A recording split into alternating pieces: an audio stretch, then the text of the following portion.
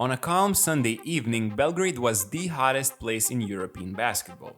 The Serbian derby between Crvena Zvezda and Partizan had everything. Great defensive sequences, emphatic dunks, fans throwing stuff onto the court, and some interesting tactics between Dejan Radonjic and Zeljko Obradovic. BasketNews.com decided to cover this game more carefully and break down why Crvena Zvezda were able to take down the victory. Their main defensive goal of the game was to stop Kevin Punter.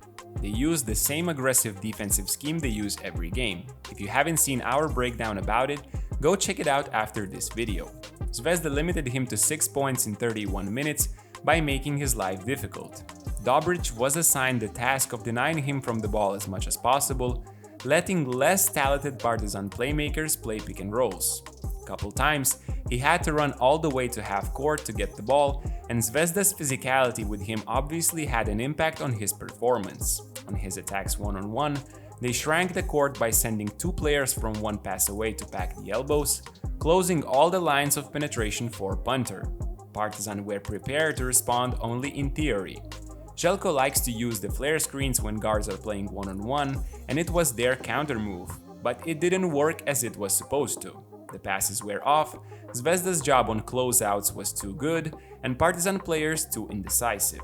The second most dangerous Partizan player is Zach LeDay, who also was a shadow of himself during this match. Zvezda, as they did with Punter, made him work hard to receive the ball and then retreated into their classical post-up defensive setting, with Simonovic closing the middle, Mitrovic ready to help under the basket, and everyone else in the gaps. There was a lack of movement from other Partizan players, as they just stood and watched LeDay with the ball on all three possessions. The American himself didn't make good decisions, as he twice tried to go to his strong right hook, which was denied, until giving up on the third attempt and shooting a turnaround instead of kicking the ball to the weak side. As you might be starting to notice, the game was once again decided by Zvezda's excellence on the defense. They allowed only 21 points to Partizan in the first half, thanks to sequences like this one, denying the ball to Punter again here, then perfect flat pick and roll defense with a superb help and recover from Kalinic. Partizan looks for their number 2 option in LeDay, but Davidovac fronts him perfectly and forces a turnover. Zvezda iced the ball screens and played flat with Kuzmic, and it worked wonders most of the game. Since Punter was denied from the ball, other Partizan guards were unable to create anything for themselves or their teammates, often not being aggressive enough or making the wrong reads.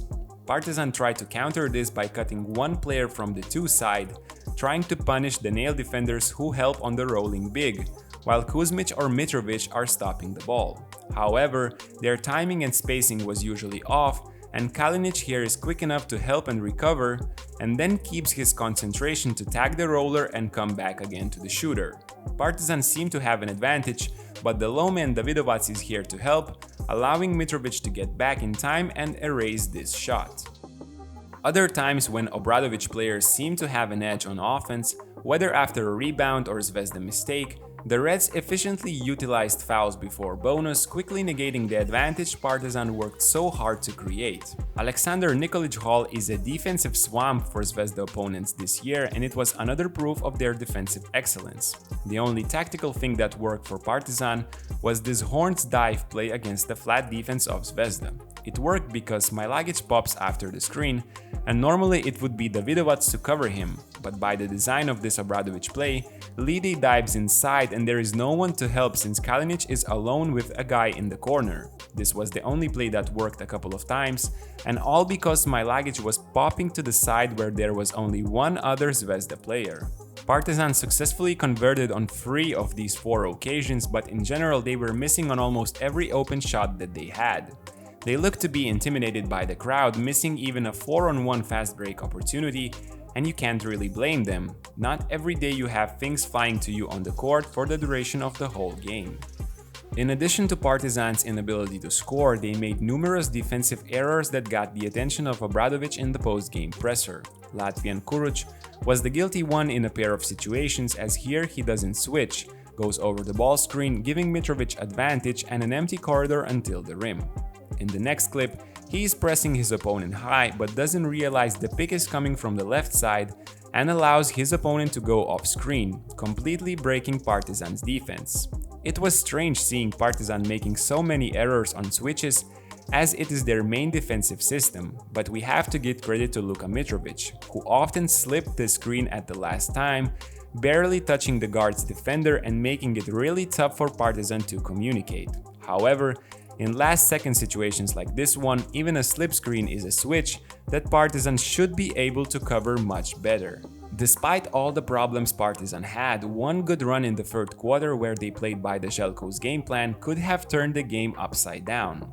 -17, they finally managed to score on Punter's drive with perfect timing for the baseline cut, where Davidovac was stunting to the ball from the 2 side and Walters looking to help him. Avramovic's timely cut punished Zvezda's shrink the core defense for his only 2 points of the game.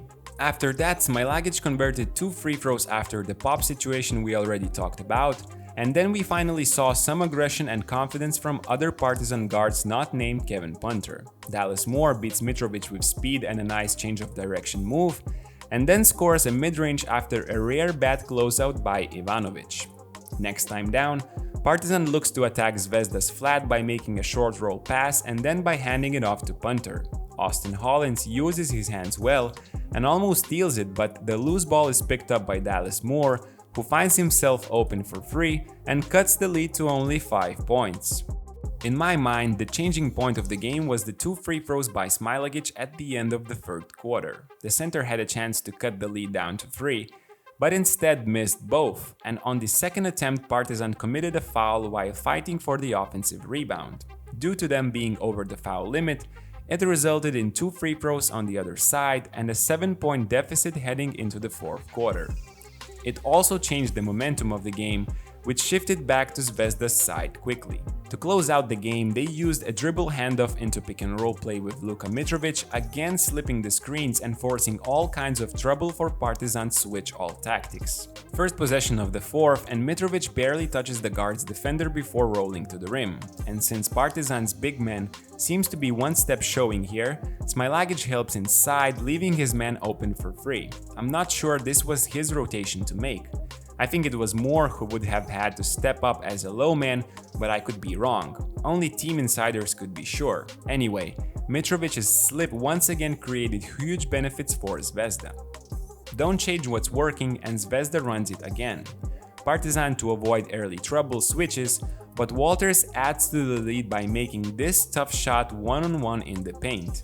On the other side, we see another exemplary defensive sequence against Punter. They close driving lanes with ice and flat on pick and roll, Walters covers the paint, and then we see Dobric getting physical with the opponent's leader and forcing a tough shot.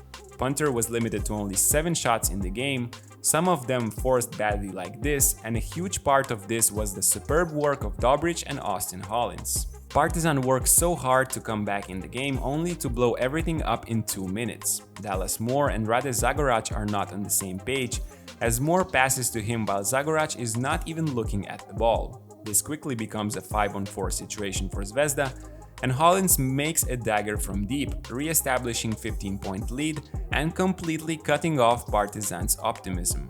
This is how Dejan Radonjic got the best of Zeljko Obradovic in their first meeting. Great game plan against Punter, Partizan's not so great response to it, and their uncharacteristic mistakes on the defensive end resulted in a comfortable victory for the Reds.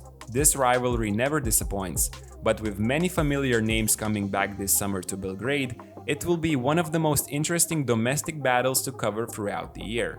The EuroLeague ticket for the next season is up for grabs, so get your popcorn ready and prepare for the show. Basket News will be ready to cover everything you need to know about this battle, so don't forget to like this video and subscribe to the channel. Until next time.